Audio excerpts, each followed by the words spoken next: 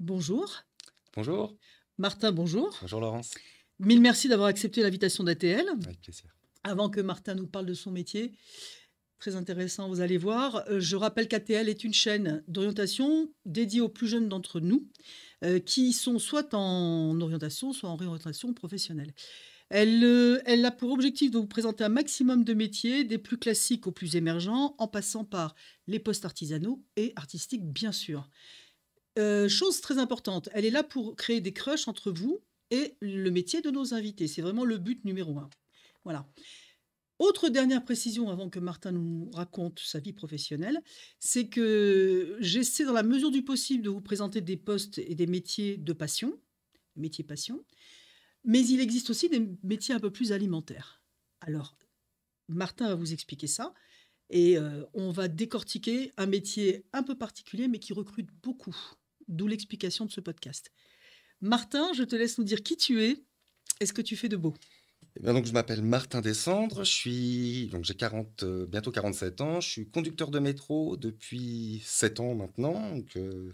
J'ai fait une reconversion professionnelle après avoir travaillé quasiment 14 ans dans le commerce. Donc j'étais responsable responsable dans un négoce de carrelage et sanitaire, et j'avais aussi des parts dans la société.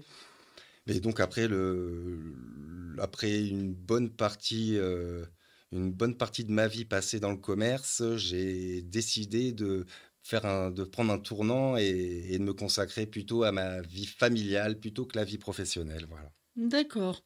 Alors, avant, ne balayons pas, c'est combien de temps tu dis 13 ans, j'ai été 13 13 ans. ans, ouais. Alors, juste pour qu'on ait bien conscience de ta progression et de ce que tu as fait, tu es rentré comme quoi et tu es ressorti comme quoi? On a compris que tu avais des parts dans la boîte, ok. Exactement. Et donc, tu as commencé comment? Vraiment une petite boîte familiale. C'était un ami.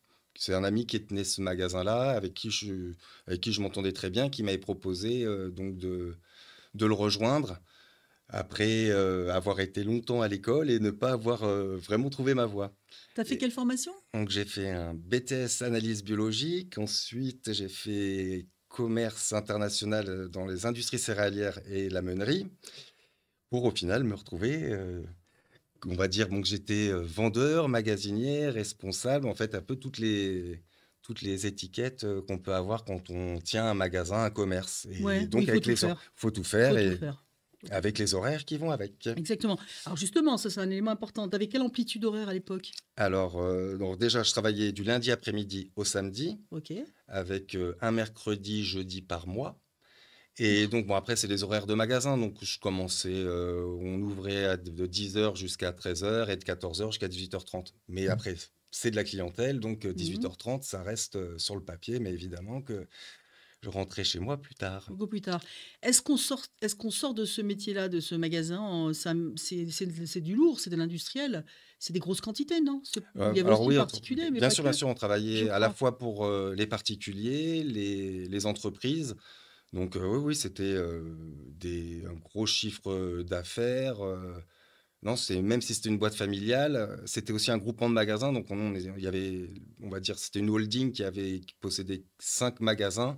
Et donc, je faisais partie d'un des magasins avec donc, mon ami d'enfance, avec qui j'ai pu, donc aussi, qui m'a intégré à la holding, où j'avais donc des parts dans cette boîte, ce qui fait que, on va dire, financièrement, j'étais pas trop mal. Voilà, et puis tu as grandi avec lui, vous On avez a grandi tous grandi les deux. ensemble. Il y avait une dimension esthétique, je crois.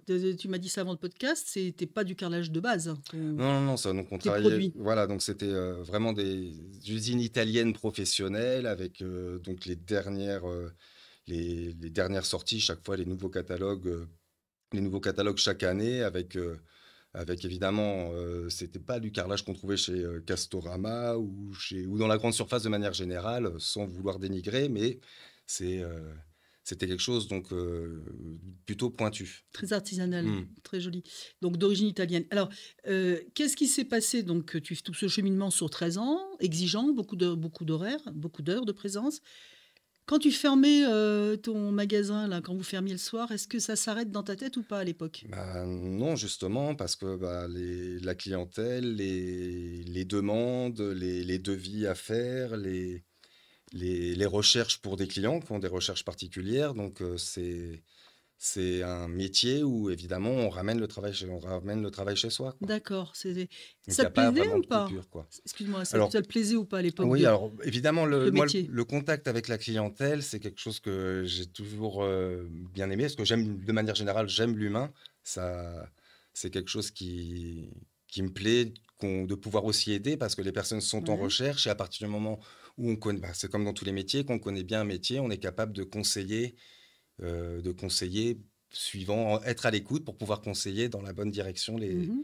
les Bien sûr, particuliers ou bien les sûr. professionnels. Donc tu t'es pas ennuyé pendant 13 ans quand Ah non, même? non, Ça a non, non, été non, ah vite? bah non, puis c'est dense justement, c'est ça, Ouais. c'est que c'est très dense, entre, bah, c'est très, très large donc je disais, il y a à la fois, tout le travail de magasinier, le travail de commercial, le travail de relation avec les usines, enfin tout ce qui va f permettre de faire fonctionner un magasin correctement, quoi. Il y a OK. uniquement la partie comptabilité qu'on faisait pas avec, Que vous avec sous-traitiez? voilà. Donc tu avais à la fois un job physique, un job de contact et intellectuel aussi. Il y a de tout dans ce métier-là? Exactement, parce D'accord. qu'on doit à la fois, bah, décharger les marchandises, charger les Ouais. marchandises, donc on a aussi donc il faut être un petit peu Un parfois peu un costaud? peu physique. Des recherches, donc particulières par rapport, aux professionnels. Donc parfois c'est des recherches à faire suivant les usines quand ils cherchent des produits bien particuliers D'accord. pour satisfaire leurs besoins. Et puis après sinon, choisir du carrelage, ça peut être aussi un peu comme choisir des habits. Quand c'est Oui, une question de goût, bien sûr, l'esthétique, les bien goûts, les sûr. couleurs, ça se discute pas donc Mmh. Alors qu'est-ce qui s'est passé et à quel moment pour que tu mutes vers le job de bah, alors, conducteur de métro? comme je te disais, c'est quelque chose qui me prenait beaucoup de temps, quoi, ce métier-là, énormément d'amplitude et donc, bah, à partir du moment où j'étais célibataire et que j'avais pas forcément d'obligations familiales et ça me gênait pas plus que ça, parce que l'ambiance de travail était quand même bonne. À partir du moment où j'ai eu un premier enfant, ça a commencé à aller un peu moins bien et le deuxième ayant suivi 2 ans après, ça n'allait plus parce que je rentrais, bah, les horaires Vraiment je tard? rentrais tard, C'était quoi vraiment tard, bah, pour entre ta je rentrais épouse? entre 19 h et 20 h donc puis quand Oui. les enfants sont Bah, en ils sont au bas âge, lit. ils sont au lit, Ouais. donc je les voyais pas et je me rappelle donc ma première fille, donc ma fille Olivia à 2 ans et demi, ses premiers mots, on était le dimanche, elle me demandait: «Papa, tu vas au travail?» Je disais: «Bah Mmh. non, c'est le seul jour où je travaille pas». Mmh. Mmh. Et j'avais pas envie de répéter un peu ce que j'avais, vécu moi avec mes parents, enfin avec mon père qui travaillait beaucoup et D'accord, qui, tu as connu ça. voilà, on dînait peut-être, 2 fois par semaine, au mieux. Ouf, ouais, c'est Donc, déjà pas mal. oui, c'est Il est oui, médecin, oui, c'est ça? c'est Si j'ai ça, bien il était compris, oui. médecin, En voilà. général, c'est des métiers où il ne faut pas compter ses heures non plus. Il y a peu de vie de famille, sauf maintenant, ça s'organise. Mais la génération de ton papa, ils Exactement. donnaient tout, hein. C'est encore une autre période. Ok, donc qu'est-ce qui se passe pour que tu arrives à envisager le poste de conducteur de métro? Alors déjà, j'étais vraiment, déterminé à sortir du commerce pour pouvoir avoir des week-ends déjà. Parce que D'accord. quand on est dans le commerce, le samedi, c'est le jour du Ça a commerce l'air basique, mais c'est pas rien, hein, et donc voilà, donc pendant 13 ans, pas un week-end sauf si on prend des vacances. Donc Mm. ça, c'était quand même, ça c'est vraiment quelque chose que je voulais parce que, bah, les week-ends en famille, c'est ce qui fait la vie Mm. de famille, le quotidien et pour moi, c'est plus important. Mon épanouissement, familial et personnel, est plus important que l'épanouissement professionnel. C'est tout à chacun, mais Absolument. je ne savais pas que je l'avais en moi, mais bah, quand on devient papa, on découvre des choses, enfin, on découvre des nouvelles choses et donc là, j'étais déterminé à changer de métier déjà, C'est joli, à hein? changer de métier. Et alors du coup, juste je fais un petit aparté, quand tu dis ça, on a commencé le podcast en disant métier passion, métier alimentaire qui permettent d'avoir une passion à côté. Alors du coup, la passion à côté, c'est quoi pour toi? Bah, c'est mes enfants. C'est tes enfants, c'est Voilà, ce qui me c'est ça, c'est semblait. que le métier que je fais actuellement, donc conducteur de métro, me permet de dégager du temps libre et de pouvoir, par exemple, je travaille beaucoup en matin. Dans mon métier, on peut avoir, 3 on va dire 3 périodes, enfin 3 types de services. Les services en matin, en après-midi et en nuit. On peut permuter entre collègues et donc moi, la plupart du temps, quasiment toute l'année, je me suis en matin et donc je vais chercher mes enfants à C'est 4h30 génial. T'as 4 à ans et demi? à Ah l'école. ouais. Mmh. Ils ont quel âge maintenant les petits? Ils ont 10 et 8 ans. C'est top. Alors effectivement, donc tu peux aller les chercher, c'est un énorme avantage, ça c'est une première chose. Alors, comme on est profondément honnête ici, on va commencer par les désagréments de ton métier. Et avant que Martin continue, on ne peut pas se permettre de dire c'est un métier alimentaire et passion d'un côté, alimentaire de l'autre, dont les métiers de conducteur de métro. Parce que très certainement que parmi tes collègues, il y a des tas de messieurs et dames qui sont peut-être passionnés par leur métier. bien sûr, hein. Donc c'est Oui, oui, oui. c'est aujourd'hui la façon de le vivre de Martin, et c'est pas du tout une généralité. On tient à À épargner la préciser, bien sûr, évidemment. susceptibilité et la sensibilité de chacun là-dessus. Oui, Voilà, parce que c'est un métier vraiment très, très riche, très complet, hein. voilà. On peut avoir comme sentiment que c'est un métier répétitif. Il est répétitif, mais chaque jour, il se passe des choses différentes. Ouais, il y a de Donc, l'ambiance, c'est hein. ouais, ouais, ouais, donc non, non, c'est pas de tout repos parfois. Alors on va commencer justement, pour ne pas que vous perdiez de temps, on va commencer par ce qui est pas très fun. Alors oui, il y a des inconvénients, on va dire, au métier. On va dire déjà l'environnement. L'environnement, faut être capable d'être sous tunnel. La plupart des lignes de métro sont sous tunnel. Il y en a quelques-unes qui ont des passages en aérien. Bon, là, j'ai de la chance, c'est mon cas sur la ligne 2. Mais donc, il faut déjà être capable de rester. L'amplitude maximum de travail, c'est 6h30. Donc, on peut être amené à être pendant 6h30 sous tunnel. Donc, déjà, si on ne se sent pas de pouvoir vivre ça, c'est pas un métier pour C'est vous, clair, c'est sûr. pas pour claustro, oui, c'est sûr. Exactement. C'est un métier de rigueur, il faut être ponctuel. C'est un métier de sécurité. Donc, à la base, un conducteur de métro, on transporte des gens en sécurité. C'est vraiment le maître mot du métier. La sécurité. D'ailleurs, notre métier tourne beaucoup autour de la sécurité ferroviaire. C'est la raison pour laquelle aussi ce métier a des procédures et voilà, il y a un côté un peu militaire. Ça peut pas être forcément convenir à tous les profils de personnes, faut être honnête, hein. C'est un métier où il faut être carré. euh, Fiable, Fiable, on peut pas se super permettre fiable. d'arriver en retard. C'est bon, voilà, faut avoir quand même un certain profil pour pouvoir accéder à ce métier-là. Cela dit, quand ils font les périodes de recrutement, quand on passe les phases de recrutement, la RATP est assez douée pour arriver justement à voir si on a le profil ou pas pour ce type de métier. Savoir que moi, j'ai passé, donc quand j'ai fait ma reconversion professionnelle, je suis passé une première fois tous les tests. Mhm. Donc, Ah ben bien sûr, j'explique. Donc, ben bien sûr. il y a les tests de compréhension, tests on va dire basiques de compréhension, de mathématiques, de logique. Ensuite, il y a des tests psychomoteurs, des tests de Ouais, rapidité, de réactivité, de c'est hyper réactivité, important. Ah oui, oui, bien exactement, sûr, parce tout à qu'il faut fait. être réactif. Et ensuite, effectivement, on a l'entretien avec les RH et le psychologue. D'accord. C'est à ce moment-là qu'ils voient si ton profil peut convenir au métier. Moi, j'ai passé la première fois cet entretien-là où je ne l'ai pas eu. Donc, c'est-à-dire que j'ai passé l'entretien et la personne à la fin de l'entretien m'a dit, écoutez, Martin, on va pas pouvoir vous retenir parce que je n'ai pas entendu certaines choses. Les choses que je n'avais pas dites, c'était les inconvénients. Donc, les inconvénients du métier. C'est-à-dire Ah que ouais, la RATP s'assure bien qu'on a conscience qu'on va donc se retrouver sous tunnel, qu'on peut travailler en décalé en matin, en après-midi, en nuit, qu'on peut se retrouver, par exemple, moi j'habite dans le sud parisien, mais on peut se retrouver à être affecté dans le nord de Paris, parce que mhm. quand on est conducteur, on a un attachement qui n'est pas D'accord. défini dès l'embauche. D'accord. Il y a une mobilité Il y a une obligatoire sur l'île de mobilité France, sur sur le réseau. Voilà. sur le réseau RATP, donc sur le réseau parisien. Ouais. Mais on peut très bien, habitant le sud, se retrouver à un Envoyé de l'autre terminus côté. dans le nord. Donc ça, c'est Ça, c'est. généralement sur le début de carrière et après, il y a un système pour pouvoir changer de terminus et se rapprocher de D'accord. chez soi. Et puis, tu as aussi des trucs un peu dans le genre, des gens qui ont décidé de se jeter sur la voie Alors oui, non, un beau matin. oui, alors ça, Ça, je pense que c'est pas ça, rien. oui, donc ça, c'est dans les inconvénients du métier même, c'est la population. On transporte énormément de monde, donc il y a forcément un pourcentage de personnes qui peuvent être mal Mal, intentionnées, mal. des personnes qui peuvent faire des malaises, euh, des Voire plus si affinité voilà, quand même. oui, bah, Il oui, y a des oui, puis suicides quand il y même a sur les les risques voies. il y a les On risques, peut le dire il y a les clairement, ouais. risques de suicide, bien sûr. Dans le jargon, on appelle ça des accidents graves voyageurs, pour pas Accident nommer le grave voilà, voyageur. donc OK. D'accord. c'est un risque aussi, hein, je pense qu'on nous prépare pas à ça, si on doit le vivre, c'est fait partie des risques du métier. Il y a aussi des choses qui sont mises en place si toutefois, Ça on devait se retrouve arriver. si toutefois ça devait arriver. Est-ce que ça fait partie des 3 choses que tu n'as pas citées au moment de l'entretien, ça?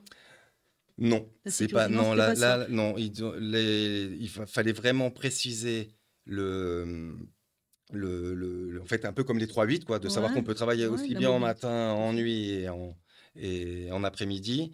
Et puis il y avait aussi surtout la mobilité, c'est ça, C'est comme ça je les disais, 3 points. ouais, Ouais, la d'accord. Et mobilité. ça, tu l'as pas évoqué en entretien, mais tu connaissais pas, c'est un peu bizarre. Non, mais Tu pouvais pas le savoir? c'est exactement et c'est Ouais, pour ça ouais, que la personne m'a dit donc on a un délai de 6 mois pour pouvoir repasser les tests. Il m'a dit: d'accord. «Vous pour moi, vous convenez, je n'ai juste pas eu ces deux réponses que j'aurais dû cocher pour Donc pouvoir» revenez. voilà, donc revenez. Pourquoi? Parce que si on intègre la formation, il faut faire la formation jusqu'au bout. C'est un investissement de leur part. C'est Et certain. en fait, elle m'expliquait que si toutefois j'arrêtais la formation en cours, il serait remonté jusqu'à elle et il lui aurait dit, bah, vous voyez, il n'a pas précisé Mmh, qu'il mmh. avait conscience de ça. Donc, c'est pour ça que Oui, surtout la personne une faute. m'a dit que 6 mois après, quand je repassais l'entretien, de bien préciser les inconvénients. Donc il y avait 6 mois de battement obligatoire minimum entre Six les mois de 2. Tu peux battement. pas, remettre ça, Exactement. 15 jours plus tard. D'accord. Alors, quand tu as réussi cet examen, bah, en fait, ça consistait ça c'était pour commencer. Mais après, tu as une formation. Parce que quand Exactement. tu viens du carrelage, que tu dirigeais un magasin, co-dirigeais un magasin et que tu te retrouves conducteur de métro, il y a plein de choses à apprendre. Combien de temps ça dure et en quoi consiste, cette formation? Alors, la formation, elle dure 2 mois et demi. C'est une formation donc qui est à la fois sur le terrain et à la fois en salle de formation. Et donc, on nous apprend toutes les procédures, l'environnement. Donc, vraiment comment dire, un métier particulier. Enfin, tout ce qui est le ferroviaire, il y a des sécurités ferroviaires, il y a vraiment des procédures Eh oui, importantes à connaître ils sont obligés, hein. et qui sont voilà Ouais. et en fin de compte, on a des examens régulièrement pendant cette formation. On a une première phase avec, un examen qui définit si on peut continuer ou pas. Mais l'avantage de cette formation, c'est à partir du moment où on rentre dans la formation, si on est 10 personnes, 10 il y personnes a qui 10 seront personnes qui sont conducteurs de considérées, métro. qui voilà, qui sont, enfin c'est pas un concours. On a 10 places Dac. de conducteurs de C'est pas métro. mal comme ambiance ça. Et qu'est-ce qui donc ils t'apprennent tout ce qui est réglementation ferroviaire. Tout ce Est-ce qui qu'il est y a autre chose? réglementation, la Plein de conduite choses? aussi. La La conduite, conduite? on est affecté, sur des lignes écoles, c'est des lignes écoles. OK. Donc on est à la fois en formation, en salle de formation et on a des jours terrain. Pareil, ça permet aussi de voir alors pendant ma formation, il y a un de mes collègues qui a arrêté parce que lui, au final, il a pas supporté, l'obscurité, le tunnel, Voilà, donc ça arrive, ça ça arrive. arrive, Oui, bien ça sûr, on arrive. peut pas savoir. Mais, mais sinon, donc la formation à elle-même, il faut être pareil rigoureux. C'est pas compliqué, c'est beaucoup de par cœur, comme je disais, beaucoup de procédures. Et, Donc et beaucoup sinon, d'apprentissage oui, essentiellement c'est de dans l'apprentissage, mais un sinon, c'est pas non plus, on va dire sorcier. C'est vraiment de d'accord. l'apprentissage et beaucoup de par cœur. Des procédures, comme je disais, c'est très militaire. Quand on a une situation particulière, on doit suivre Ouais. des étapes Il y a particulières. vraiment des protocoles. C'est comme quand il y a un bestiole qui passe sur la voie, c'est que ce soit un lapin ou un chevreuil, ça change rien, il faut s'arrêter, il Exactement. faut faire les contrôles et ainsi de suite. Ça, on est tous bien placés pour le savoir, ça nous est tous arrivé au moins une fois. Alors par contre, puisque tu dis que c'est pas sorcier, dis-nous à partir de quand on peut passer le niveau scolaire de la personne qui se présente? Et ben donc, C'est bien ça? à partir du moment où on a le bac, on peut se C'était le présenter bac quand même? exactement. D'accord, il faut le bac. OK. Voilà, les métiers d'opérateur à la RATP, les métiers d'opérateur, donc c'est conducteur de métro, Mmh. agent de station et contrôleur. Ces 3 métiers-là D'accord. sont on va dire, le premier palier de métier auquel on peut accéder, OK. à la RATP en tant qu'opérateur. Et le métier de conducteur de métro est le mieux payé en tant qu'opérateur. OK, dans le type dans la catégorie opérateur, c'est le mieux payé.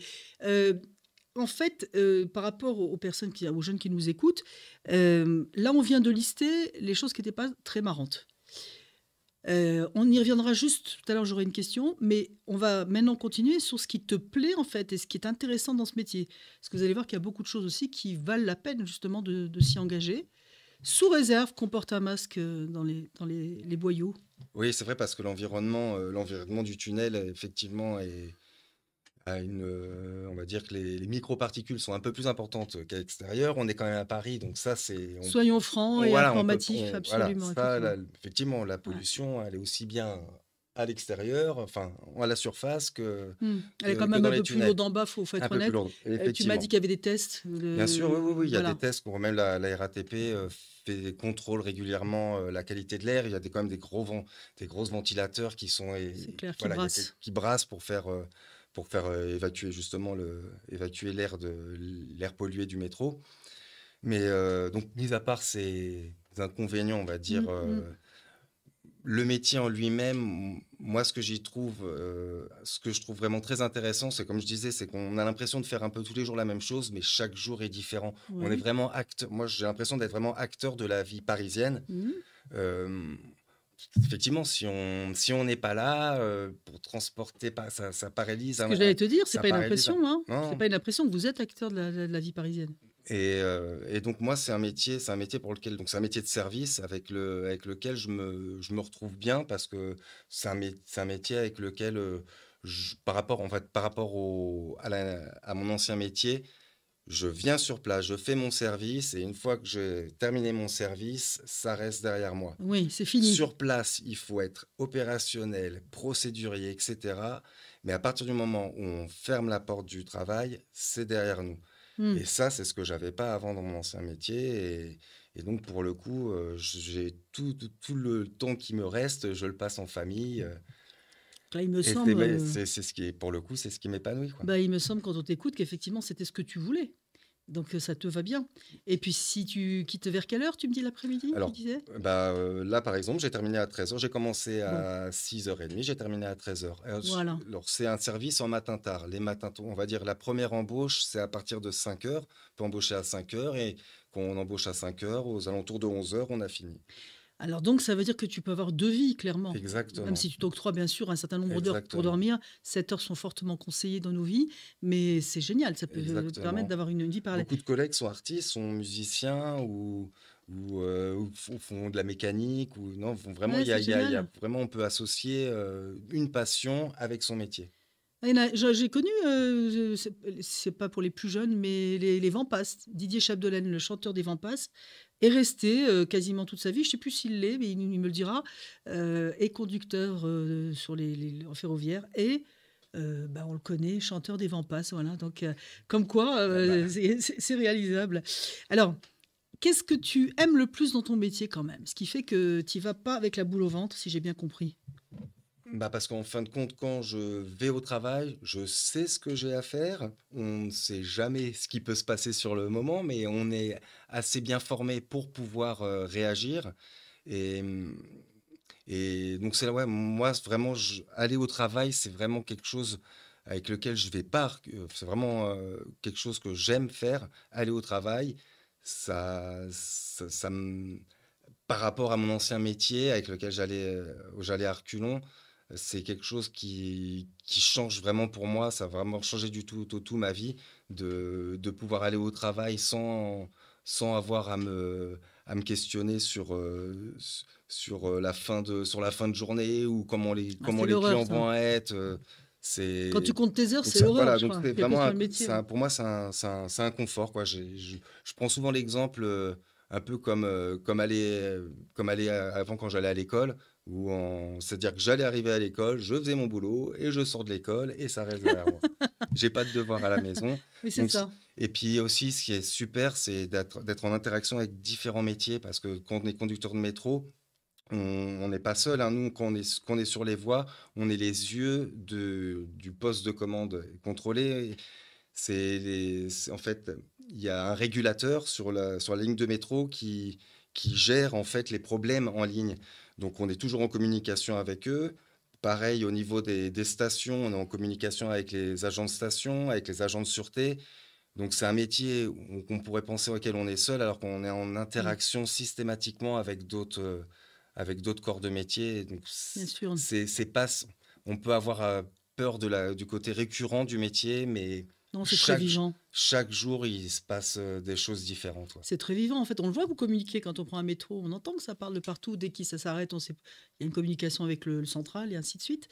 Alors, ici, il y a pas de tabou. On va parler de salaire également parce que là, vous allez voir que c'est relativement intéressant et je tenais à ce qu'on en parle comme d'habitude pour que vous compreniez aussi que c'est pas trop mal rémunéré. Oui, donc effectivement, là, quand j'ai mon premier salaire, quand j'étais conducteur de métro, je touchais direct, enfin, quasiment 2 200 euros net. Après, c'est suivant les primes. Donc pourquoi? Parce que bah, on a des jours où on peut travailler le dimanche. Donc comme je disais, donc, quand on travaille le dimanche, on a des primes. Quand on travaille les jours fériés, on peut être amené à travailler les jours Mhm. fériés. Pareil, on a des primes. Savoir que à la RATP, on a le 13e mois. On a l'intéressement au mois de mai, qui est à peu près L'intéressement. l'intéressement donc c'est par rapport aussi au jour de présence, mais c'est une enveloppe aux alentours de 1 000 euros.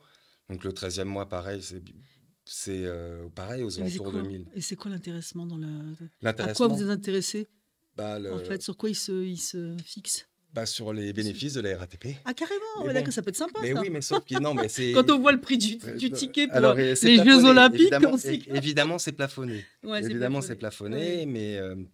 mais quand on met tout ça bout à bout par rapport à mon métier auquel je Hmm, faisais avant, je m'y retrouve totalement, même au niveau du taux horaire.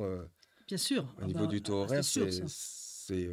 enfin, c'est quasiment du simple au double, parce que enfin, je travaillais quasiment 2 fois plus, hein. C'est dingue, hein. Et ben voilà, donc c'est un bon exemple de reconversion, finalement, ce que tu as fait. Ouais, moi, Aucun bah, regret là-dessus. non, mais après, c'est parce que ça me convenait, Ouais, mais... ouais, mon rythme de vie enfin, ma rythme de vie familiale aussi fait que ça m'a attiré. Enfin, j'avais quand même un autre ami qui faisait ce métier-là, donc je savais vers où je me dirigeais. Et donc lui qui avait des enfants, et je le voyais aussi qui arrivait à passer du hmm, temps avec ses enfants. Et donc voilà, ça m'a permis de lier le professionnel c'est et ma vie génial. familiale. Ta vie familiale. Ouais. Juste par rapport je sais que tu es heureux à ton poste, il n'y a pas de souci. Tu n'as que 47, c'est ce que tu m'as dit, Mm. que tu nous as dit. Il y a des... Juste, donne-nous les différentes évolutions possibles, comme ça, juste rapidement, pour ceux qui auraient l'ambition de vouloir faire une carrière là-dedans. Euh, bah donc, quand on rentre conducteur de métro, on peut au bout de 3 à 5 ans passer la maîtrise, c'est-à-dire la maîtrise, c'est passer dans l'encadrement, devenir sous-chef. Et aussi, et donc rentrer dans l'encadrement, sous-chef, après on peut devenir cadre, hein. Moi, j'ai un de mes cadres quand j'étais à Montrouge, qui était ancien agent de station. Donc, il est passé agent de D'accord. station, conducteur de métro, sous-chef et cadre. Donc, Ok. on peut évoluer. Pareil, bah oui, j'aurais dû prendre cet exemple-là. J'ai mon beau-frère, le petit frère de ma femme, qui a 15 ans de moins que moi. Quand je suis rentré à la RATP, conducteur de métro, lui, il avait 25 ans, il faisait des petits boulots. Pareil, il avait eu son bac, il faisait des D'accord. boulots, il se cherchait un petit peu. D'accord. Bah, je lui ai dit, écoute, Nicolas, Et il t'a trouvé. bah, je lui ai dit, écoute, Nico, si tu veux, il y a ça, c'est pas mal, on est bien rémunéré, ça fait pareil pour avoir une Ben oui. sécurité de l'emploi, Ça, on l'a c'est pas pas précisé. négligeable, ouais, non, Ouais, c'est pas négligeable. précise-le. Alors, dans les avantages notables, il y a la sécurité de l'emploi. Sécurité de l'emploi, parce que, ouais, non, ça, c'est pas négligeable. Pareil, à partir du moment où on est à la RATP, on a un statut, alors c'est pas vraiment C'est pas fonctionnaire, c'est fonctionnaire. pas fonctionnaire, mais ça ouvre des portes. Par exemple, je vais prendre mon exemple, hein, j'ai été avec ma femme, on avait un crédit immobilier. À partir Ouais, du moment où j'ai annoncé à la banque que j'étais à la RATP, on est passé sur c'est une fou. remise, une remise, on a eu une baisse C'est de, fou. Ça rassure. bah, exactement. Bah ouais. C'est-à-dire que, et pareil, donc je prends l'exemple de mon beau-frère. À peine après avoir passé 1 an à la RATP, il a démarché les banques et il a pu acheter un appartement. Extra. Bah oui, écoute, ça a de gros avantages quand même. Donc, voilà. Il faut bien mentionner la totalité des paramètres sur un métier. Et après, à chacun de peser le pour et le contre et de faire un choix professionnel intelligent. Alors, on arrive bientôt à la fin de notre podcast et j'ai encore 2, 3 questions à te poser. Tu as au bout de la caméra de jeunes personnes qui t'écoutent ou moins jeunes, qui sont les parents, par exemple. Qu'est-ce que tu as envie de leur dire d'un point de vue vie professionnelle à ces jeunes-là? Eh bien, alors si vous avez le profil de avoir assez de rigueur et d'avoir un métier, on va dire, à la fois dynamique et sécuritaire, le conducteur de métro est un métier qui permet, à la fois d'être acteur de la vie active parisienne parce on est quand même un moteur, hein. Faut pas oublier que Paris sans le métro, c'est pas vraiment C'est pas Paris, pareil, hein. ça c'est sûr. Et donc, pareil, si on cherche à se dégager du temps pour pouvoir exercer une passion ou, comme moi, passer du temps en famille, c'est un métier qui peut convenir. Pareil, si on ne sait pas trop ce qu'on veut faire, mais qu'on a de l'ambition professionnelle, on peut aussi passer par ce métier-là, comme je disais, qui a des perspectives d'évolution, si on se donne les moyens. Alors pareil, il y a une chose que j'ai pas spécifiée à la RATP, il n'y a pas comment dire, de discrimination. Ah, Pareil, ça c'est alors c'est pareil, je vais le un dire, élément hein, très important. les femmes et les hommes gagnent la même chose Donc déjà. ça déjà, Non, ça mais devrait être partout ça devrait être pareil. partout pareil, C'est bien, bravo. Bravo, mais bravo. vraiment Restons c'est pareil. Il positifs, n'y a tout à pas fait. d'histoire d'origine ou de pareil. J'ai pas, C'est ce que je l'ai génial. pas précisé aussi au niveau de l'emploi et du recrutement. Il y a aucune. Faut avoir ses papiers, c'est tout, quoi. On Oui, est voilà, d'accord, voilà, quand même. voilà. Et encore, j'ai un collègue qui est suisse.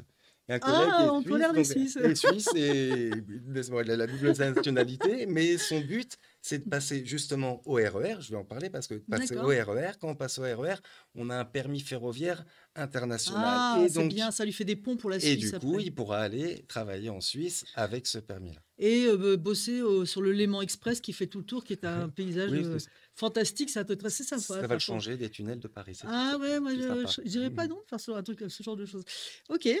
Est-ce que tu peux nous donner les 2, 3 mots qui régissent ta vie professionnelle?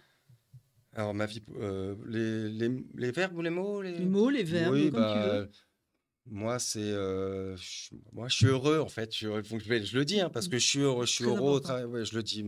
Je suis heureux au travail. Comme je disais, je suis content d'aller au travail. Je suis content de rentrer chez moi pour avoir un peu je jongle entre ces deux vies, quoi, la vie professionnelle et ma vie familiale. Et avant, ma vie professionnelle, elle entachait sur ma vie familiale, alors que maintenant, plus du tout. Plus C'est ce du qu'on tout. appelle l'équilibre. Mm. Tu as trouvé un équilibre. Ah ouais, non, mais vraiment, Je suis pas sûre que tu jongles vraiment, en fait. Tu as organisé ta vie pour ne plus trop jongler. Tu jongles avec les horaires, certainement, ça c'est sûr, avec les enfants en bas âge, mais voilà. Et ça, on sent, c'est très agréable d'entendre quelqu'un dire je suis heureux, j'ai l'équilibre. C'est important, c'est très important pour nous ici. Ok, alors du coup, les verbes ou les verbes qui te viennent à l'esprit? Alors moi, bon, alors c'est des verbes plutôt joyeux.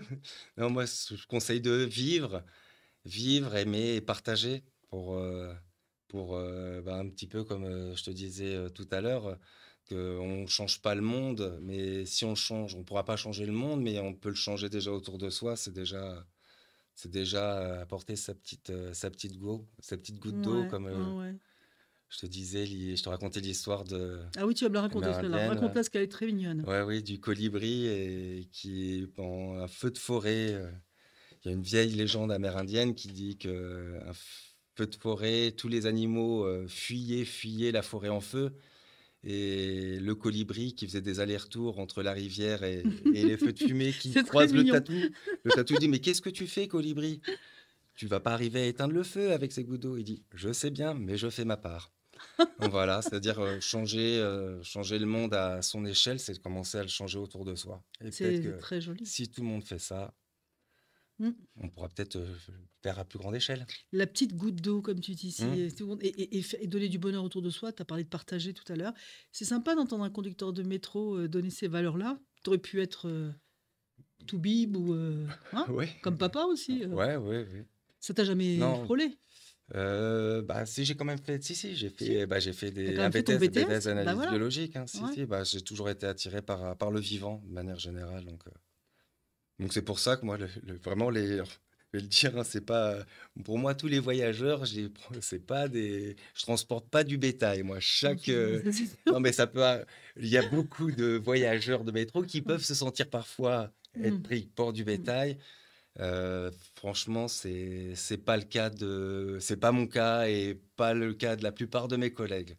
Vraiment, on fait attention aux voyageurs, c'est notre priorité. Je redis, hein, notre priorité, c'est la sécurité des voyageurs. On est responsable des voyageurs. Oui, parce que ça m'a super surprise. Tu m'as dit ça juste avant le podcast. Tu me disais que juridiquement, donc ça c'est vraiment important là, il faut Mhm. absolument qu'on le signale. Oui, oui, donc quand Tu je es dis, responsable en tant que conducteur de métro. Ça, je suis très surprise.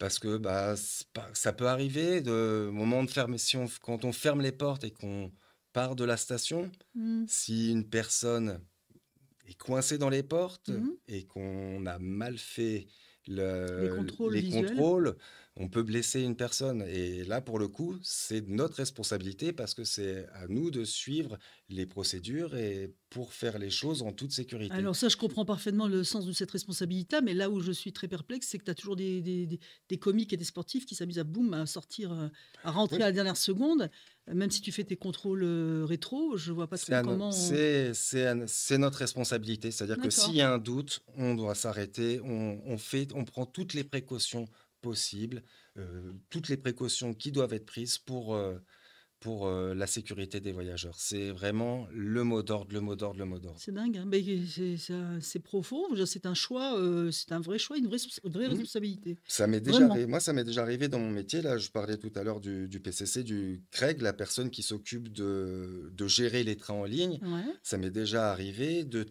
devoir lui tenir tête.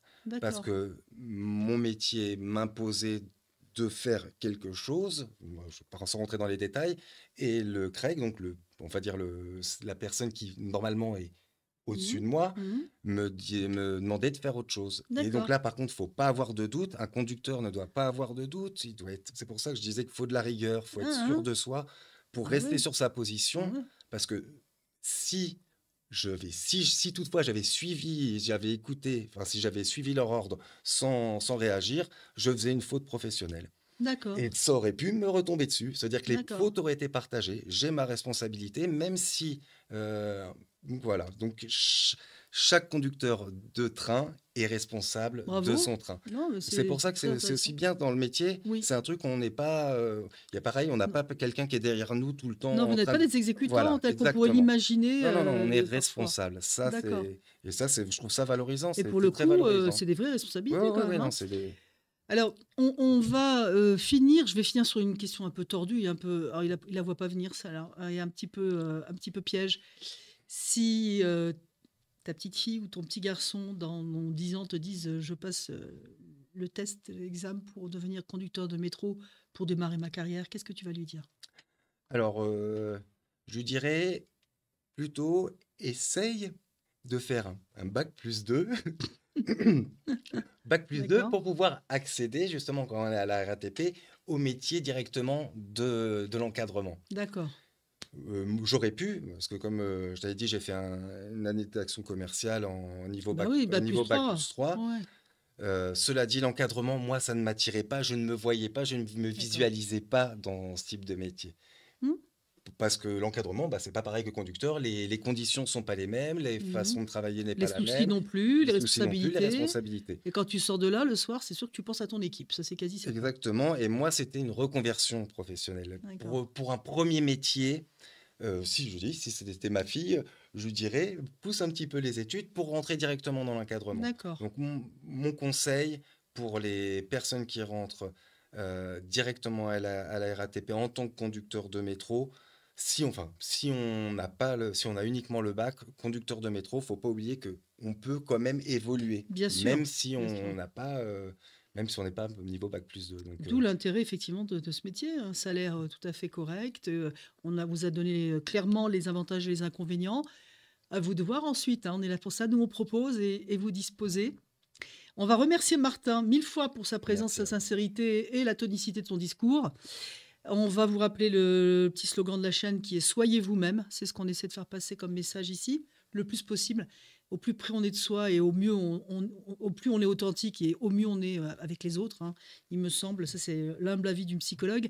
Et j'espère qu'on vous retrouve très très bientôt sur un prochain podcast. Et entre-temps, vous pouvez bien sûr liker, partager, vous abonner, commenter, tous les trucs en haut. La chaîne a été faite exactement pour ça. Je vous souhaite une excellente soirée. Martin, à très bientôt. Merci, Mille Laurence. merci. Merci beaucoup. Ciao. Au revoir.